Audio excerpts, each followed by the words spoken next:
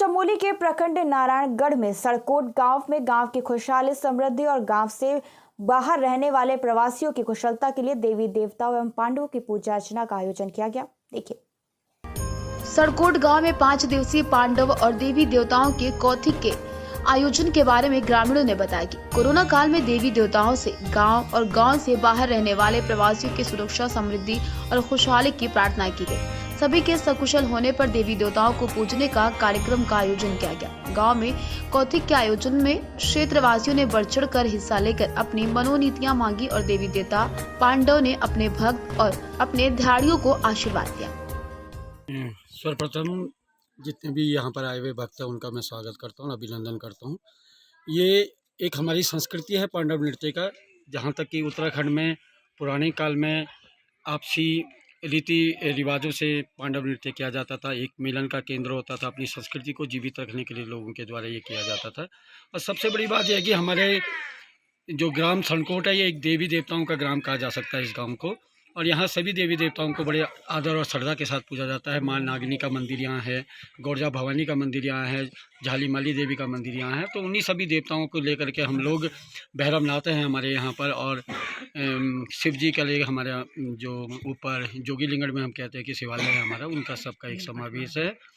सब जुड़े पांडव नृत्य का जो आयोजन हम लोगों ने इस बार किया है, एक तो ये था कि पिछले साल कोरोना काल था, सभी की समृद्धि के लिए गांव वालों ने ये कहा था कि अगर हम लोगों के घर परिवार सब सुरक्षित रहते हैं, सुख समृद्धि रहते हैं हम लोगों के पास में, तो हम पांडव नृत्य का करेंगे। और पांडवों को एक तरह से सुख समृद्धि का देवता माना जाता है।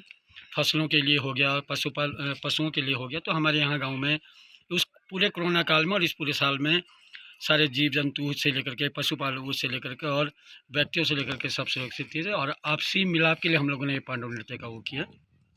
सबसे बड़ी बात है कि एक संस्कृति से दूसरी संस्कृति है, एक पीढ़ी से दूसरी पीढ़ी में स्थानांतरण करने का एक माध्यम भी था हमारे पास, कि जो बुजुर्ग लोग हैं वो आने वाली पीढ़ी को हम लोगों को सिखा के जाएं कि आने वाली हमारी जो संस्कृति की उसको कैसे हम बचा के रह सकते हैं।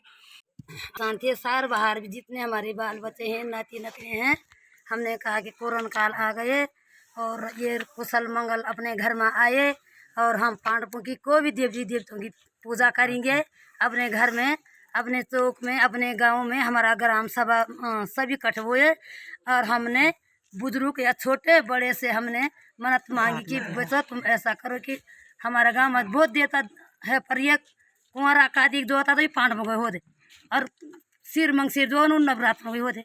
तो ये कार्तिक में जो कुंवरा कार्तिक होता पांडवों के होते।